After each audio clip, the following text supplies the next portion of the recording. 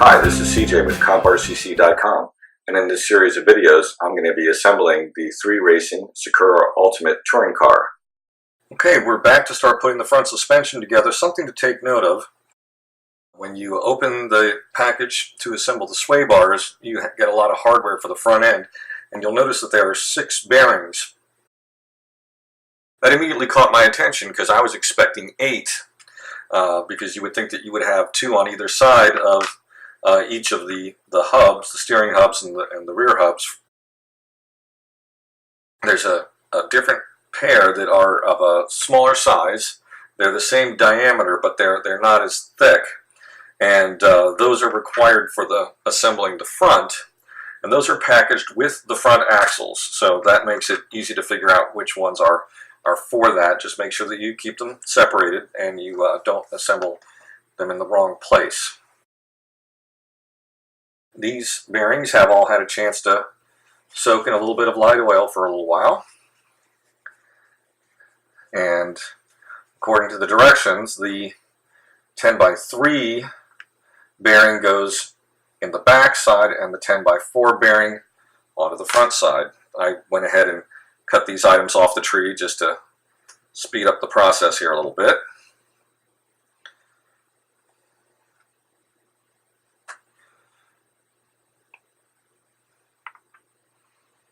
Then one in the back side,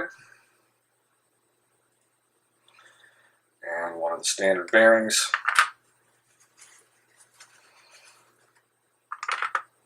up front.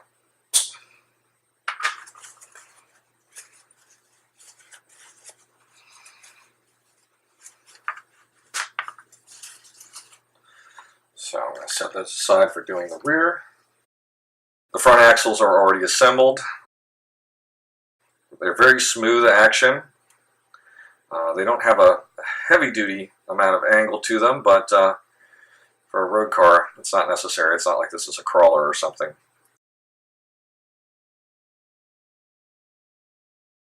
Just checking to make sure that there's no left versus right on these pieces.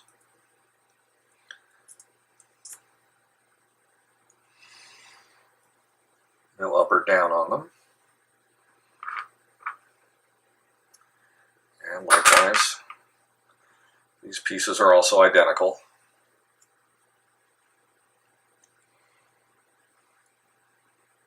So there's good clearance there. I went ahead and smoothed these out when I pulled them off the tree. And we need to take these little black spacers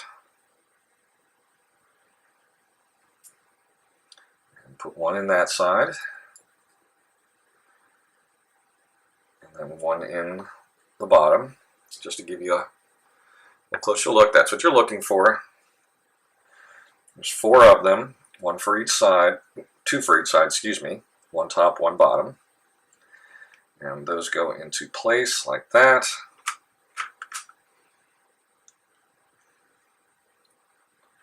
And then you can just slide the axle on in there. And then we're going to take one of these nice shiny long ball studs, and that will get screwed in from above. And from below, there are 2 button head screws in that hardware kit. And these don't need to be tightened down tight. Just snug them onto those little bushings. The action is very, very smooth. There's no sticking whatsoever. There's virtually no play at all, and yet the action is very smooth. That's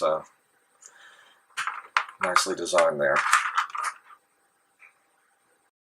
So now, I want to make sure we make one that is opposite to that.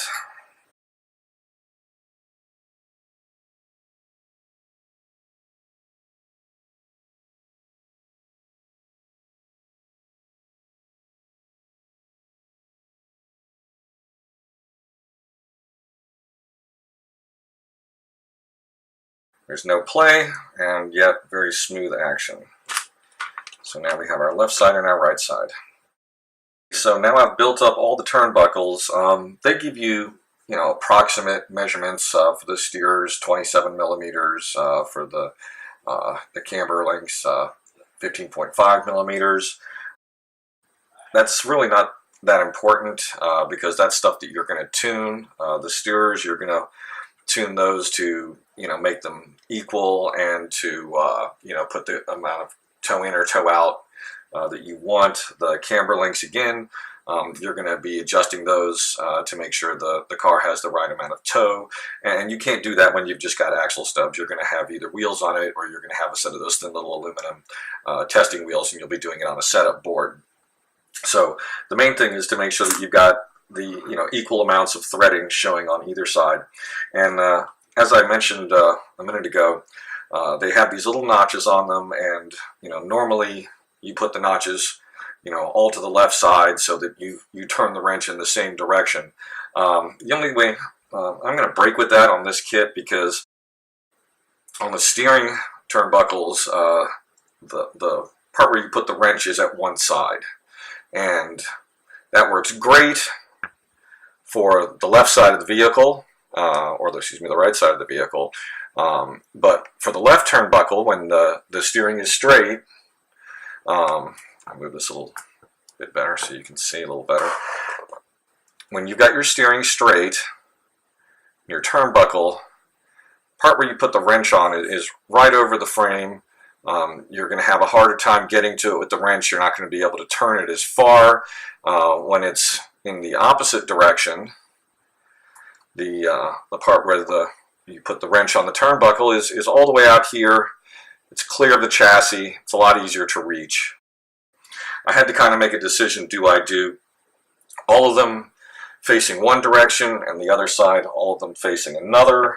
Or do I just break with that convention for the steering rods and put the steering rods out?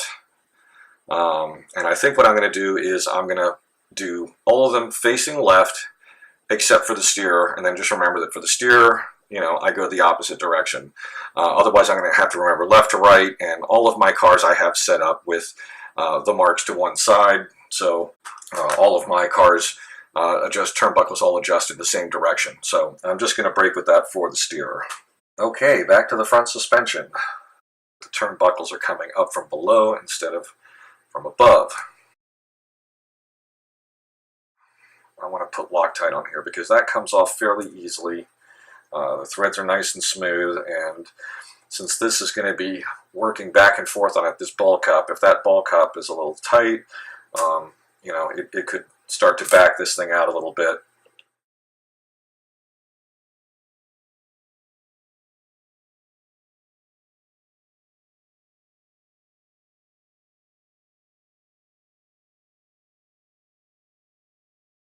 Okay, left side, right side, everything is symmetrical, and we're ready to put on these steering links.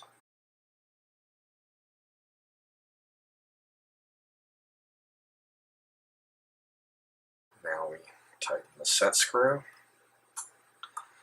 This is another piece you do not want to over tighten.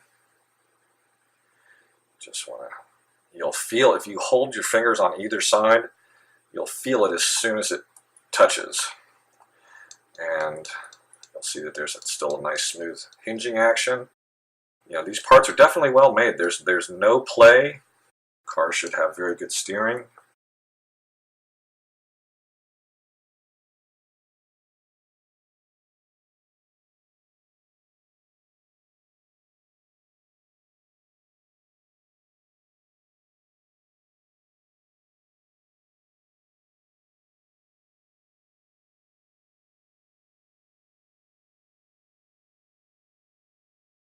Now we have front suspension and steering.